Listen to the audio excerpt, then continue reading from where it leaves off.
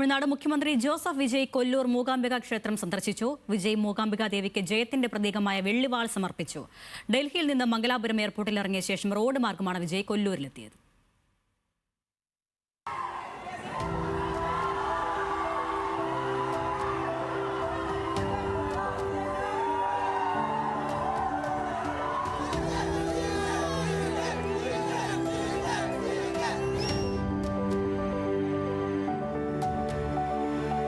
കൊല്ലൂർ മൂകാംബികയിലെത്തുന്ന മൂന്നാമത്തെ തമിഴ്നാട് മുഖ്യമന്ത്രിയാണ് ജോസഫ് വിജയ്.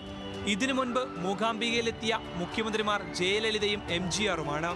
ഡൽഹിയിലെ നീതി ആയോഗ് യോഗത്തിൽ പങ്കെടുത്ത ശേഷം വിമാനത്തിൽ മംഗലാപുരത്തെത്തിയ വിജയ് റോഡ് മാർഗമാണ് ക്ഷേത്രത്തിലെത്തിയത്. നേരത്തെ തീരുമാനിച്ചതിലും അരമണിക്കൂർ വൈകിയാണ് മുഖ്യമന്ത്രി എത്തിയത്. ക്ഷേത്രതന്ത്രി രാമചന്ദ്ര അഡിഗ പൂർണ്ണകുംഭം നൽകി വിജയിയെ സ്വീകരിച്ചു. മുഖ്യമന്ത്രിമാരുൾപ്പെടെയുള്ള പ്രമുഖരെത്തുമ്പോൾ സ്വീകരിക്കുന്ന ആചാരങ്ങൾ പാലിച്ചാണ് വിജയിയെയും ക്ഷേത്രാധികാരികൾ വരവേറ്റത്. CM വരുമ്പോൾ ഒരു സിസ്റ്റമുണ്ട് ഇവിടെ ക്ഷേത്രത്തിൽ. അങ്ങനെ സങ്കല്പം, പിന്നെ വിശേഷ ദീപാരാധന. എല്ലാവർക്കും ദീപാരാധനയില്ല. CM ആയതുകൊണ്ട് വിശേഷ ദീപാരാധന ചെയ്ത് പിന്നെ ആ പ്രസാദം എടുത്ത് പോയി. സന്ദർശനത്തിനിടെ വിജയ് മൂകാംബിക ദേവിക്ക് വെള്ളിവാൾ സമർപ്പിച്ചു. വെള്ളിവാൾ എല്ലാ ദിവസവും ദേവി വിഗ്രഹത്തിന് മുൻപിൽ വെക്കണമെന്ന് വിജയ് ക്ഷേത്രതന്ത്രിയോട് അഭ്യർത്ഥിച്ചു. മൂകാംബിക ദേവിക്ക് ആചാരത്തിന്റെ ഭാഗമായി ഒരു സംരക്ഷണ രക്ഷ കെട്ടി തേങ്ങയുടച്ചു. 20 മിനിറ്റ് സമയം ക്ഷേത്രത്തിലെ ആരാധനാ ചടങ്ങുകളിൽ പങ്കെടുത്ത വിജയ് പിന്നീട് പുറത്തിറങ്ങി ആരാധകരെ അഭിവാദ്യം ചെയ്തു.